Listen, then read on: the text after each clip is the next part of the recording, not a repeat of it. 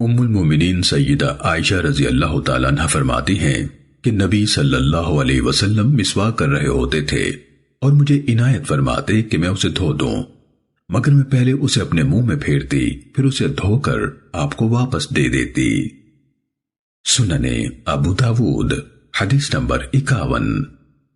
ام المومنین سیدہ عائشہ رضی اللہ تعالیٰ عنہ کہتی ہیں کہ رسول اللہ صلی اللہ علیہ وسلم نے فرمایا 10 باتیں فطرت میں سے ہیں، یعنی سابقہ انبیاء کی متواتر سنت ہیں، اور وہ یہ ہیں: مونچھیں کتروانا، داڑھی چھوڑنا، مسواک کرنا، ناک میں پانی چڑھانا اور صاف کرنا، ناخن کاٹنا، ہاتھوں پیروں اور دیگر جوڑوں کا دھونا، بغلوں کے بال اکھیڑنا، زیر ناف کے بال مونڈنا اور استنجا کرنا، یعنی پانی سے۔ زکریا کی سند میں مصعب نے کہا کہ میں 10ویں بات بھول گیا ہوں، شاید یہ کلی کرنا ہو۔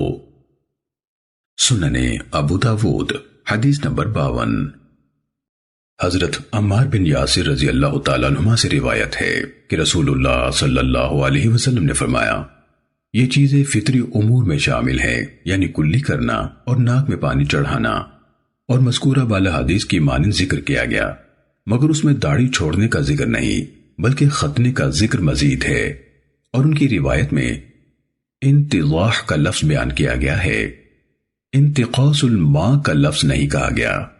انتضاح کے معنی ہے بعد از وضو شرمگاہ کے مقام پر چھینٹے مارنا، اور انتقاص کے معنی پانی کے ساتھ استنجا کرنا ہے۔ امام ابو داود رحمہ اللہ کہتے ہیں کہ حضرت ابن عباس رضی اللہ تعالیٰ عنہ سے بھی اسی طرح روایت کی گئی ہے۔ انہوں نے کہا کہ 5 امور فطرت سر سے متعلق ہیں۔ انہوں نے مانگ نکالنے کا ذکر کیا اور داڑھی چھوڑنے کا نہیں کیا۔ امام ابو داود رحمہ اللہ کہتے ہیں کہ حماد کی مذکورہ بالا روایت کی طرح طلق بن حبیب، مجاہد اور بکر بن عبداللہ موزنی سے ان کے موقوف اقوال مروی ہیں۔ انہوں نے بھی داڑھی بڑھانے کا ذکر نہیں کیا۔ اور حضرت ابو ہریرہ رضی اللہ تعالیٰ عنہ کی حدیث جو وہ نبی صلی اللہ علیہ وسلم سے روایت کرتے ہیں اس میں داڑھی بڑھانے کا ذکر آیا ہے، اور ابراہیم نخعی سے اسی طرح مروی ہے، اور اس میں داڑھی بڑھانے اور ختنے کا ذکر ہے۔ سننے ابو داود حدیث نمبر 53۔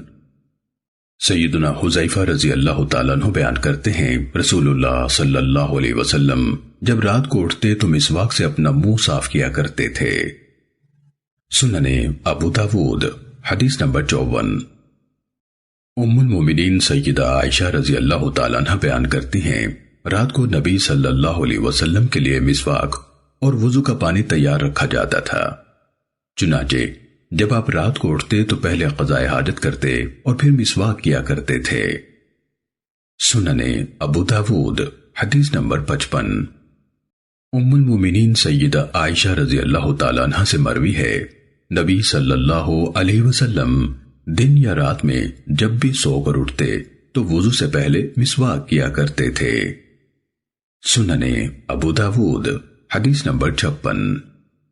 سیدنا عبداللہ بن عباس رضی اللہ تعالیٰ عنہ کہتے ہیں کہ میں نے ایک بار نبی صلی اللہ علیہ وسلم کے ہاں ان کے گھر میں رات گزاری، تو جب آپ بیدار ہوئے تو اس جگہ آئے جہاں پانی رکھا ہوا تھا، آپ نے مسواک لی اور مسواک کرنے لگے۔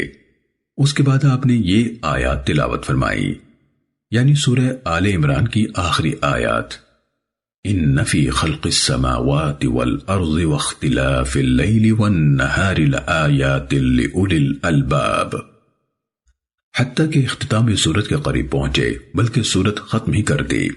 پھر آپ نے وضو کیا اور اپنی جائے نماز پر آ گئے اور 2 رکعتیں پڑھی، پھر آپ اپنے بستر پر لوٹ آئے اور سو گئے، اور جتنا اللہ نے چاہا سوئے رہے۔ پھر دوبارہ جاگے اور پہلے کی مانند کیا، اور پھر اپنے بستر پر لوٹ آئے اور جتنا اللہ نے چاہا سوئے رہے۔ پھر سے 12 جاگے اور پہلے کی مانند کیا، ہر بار مسواک کرتے اور 2 رکعت پڑھتے، پھر آپ نے وتر پڑھے۔ امام ابو داود رحمہ اللہ کہتے ہیں کہ اس حدیث کو ابن فضیل نے حسین کے واسطے سے روایت کیا کہ ابن عباس رضی اللہ تعالیٰ عنہ نے کہا آپ نے مسواک کی اور وضو کیا، اور اس اسنا میں آپ آیات کریمہ ان فی خلق السماوات والارض پڑھ رہے تھے حتیٰ کہ سورت ختم کر دی۔ سننے ابو داود حدیث نمبر 57۔ مقدام اپنے والد شریح سے روایت کرتے ہیں، انہوں نے کہا کہ میں نے حضرت عائشہ رضی اللہ تعالیٰ عنہ سے پوچھا کہ رسول اللہ صلی اللہ علیہ وسلم جب گھر میں تشریف لایا کرتے تو آپ کا پہلا کام کیا ہوتا تھا؟ فرمایا مسواک۔ سننے ابو داود حدیث نمبر 58۔ ابو ملیح اپنے والد حضرت اسامہ بن عمیر حوزلی رضی اللہ تعالیٰ عنہ سے روایت کرتے ہیں، نبی صلی اللہ علیہ وسلم نے فرمایا، اللہ تعالیٰ خیانت کے مال سے کوئی صدقہ قبول نہیں فرماتا اور نہ کوئی نماز وضو کے بغیر قبول کرتا ہے۔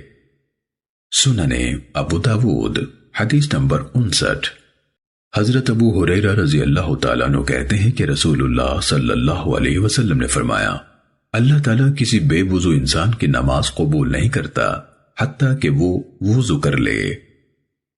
سننے ابو داود حدیث نمبر 60۔